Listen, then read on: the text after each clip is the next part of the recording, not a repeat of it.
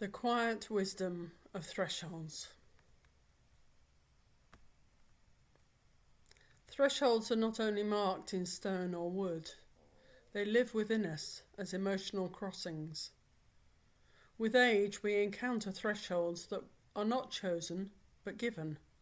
The loss of vitality, the fading of certain dreams, the departure of loved ones. There's no going back to the body I once knew, no return to the innocence of earlier years.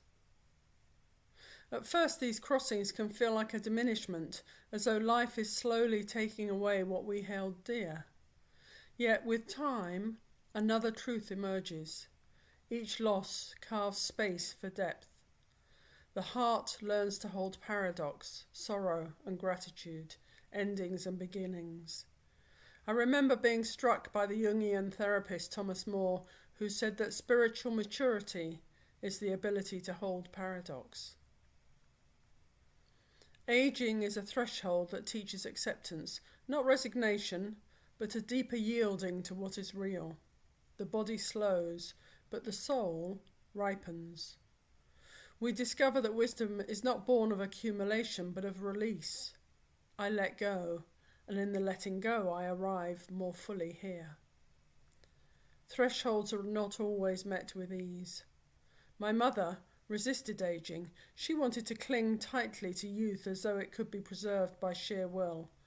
Yet it was a battle she couldn't win. Watching her, I learnt something essential.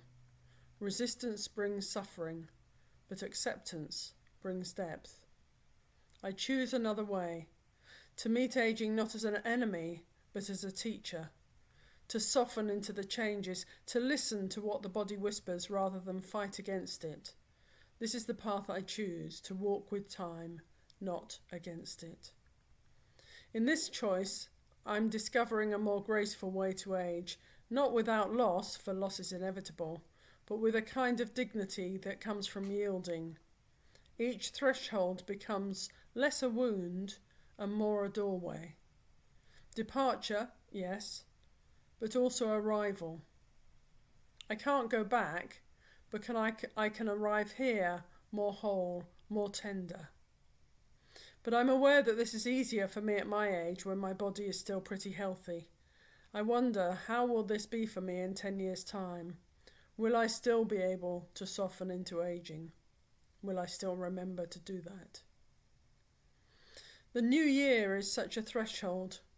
It reminds me that life is not about holding on to what slips away, but about stepping forward into what is offered. To resist is to harden, to accept is to deepen. And so I breathe into the wisdom of thresholds, carrying both the memory of my mother's struggle and the gift of her teaching. She showed me what resistance costs, and in her struggle I'm finding my own way, a way of grace, of acceptance, of becoming. Here's a blessing for the new year. May you step across this threshold with courage and tenderness. May you honour what has been and welcome what is to come. May loss carve space for wisdom and arrival bring you depth. And may you walk with time, not against it, finding grace in each crossing and becoming more fully yourself with every step.